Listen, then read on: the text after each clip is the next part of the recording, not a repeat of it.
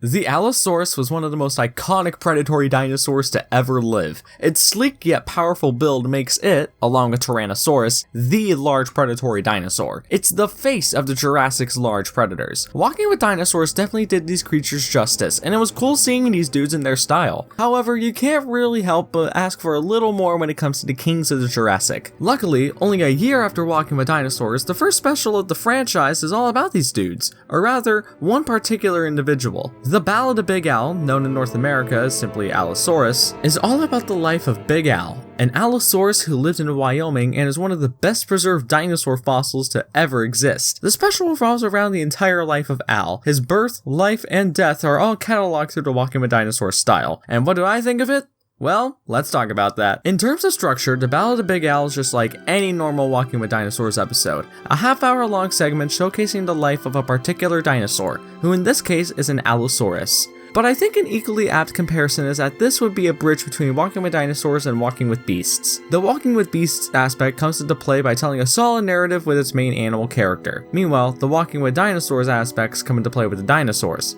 Obviously. And on the topic of each dinosaur, they're essentially the same fleet as the one from Time of the Titans: Diplodocus, Brachiosaurus, Stegosaurus, and Ornitholestes, with the newbies being the newly named Dryosaurus and Othnielia, and the Apatosaurus. And of course, you have to mention the title dinosaur, the Allosaurus. Now, the Allosaurus were in Walking with Dinosaurs, but the model here was tweaked slightly. The head shape is now a lot more like a box with much less prominent eye crests, and the colors are more desaturated than the previous Allosaurs. And while I like that model, I can't deny that this is the better of the two Walking with Allosaurs. As for Al himself, he is pretty rad. As stated earlier, Al's skeleton is one of the most well-studied dinosaur fossils ever. We know a whole lot about what happened to Al, except not really. We know Al had a ton of injuries, but we don't know exactly how he got them.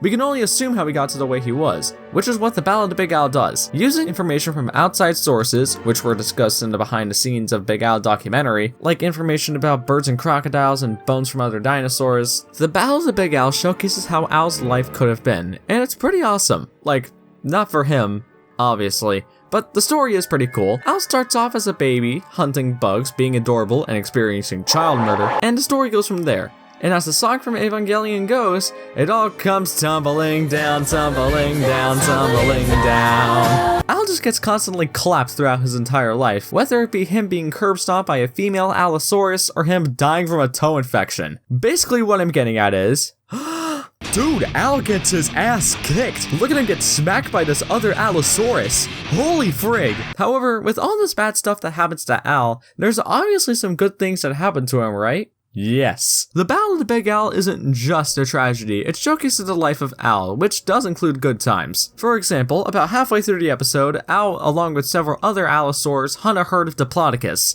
And it's awesome. The hunt features some of the best action the Walking With series has to offer. The music accompanying it is iconic and one of the most well-known themes in the entire Walking With series. That, and it just has a beautiful setting. Rather than it just being some big, wide, expansive plains area, here it's a salt flat, one of the most boring places on Earth, but somehow it's one of the coolest settings visually in the entire franchise. How does that even work? And that's basically it. I know that this review was a lot shorter than most of my other reviews for this month, but it's kind of hard to expand this video to 10 minutes. I don't even know if this video will be able to crack 5. The Ballad of Big Al was just a Walking with Dinosaurs episode. However, it was a pretty good Walking with Dinosaurs episode, and I had a lot more fun revisiting the special than I thought I would. It's a pretty good special that I'd rank amongst the better half of the Walking With series, and I feel pretty confident in giving it a 7 out of 10. But as usual, these are just my thoughts, and I want to know, what did you guys think of the Ballad of Big Al? Did you think it was good, trash, or somewhere in between? Either way, I am Sam the Giganfan,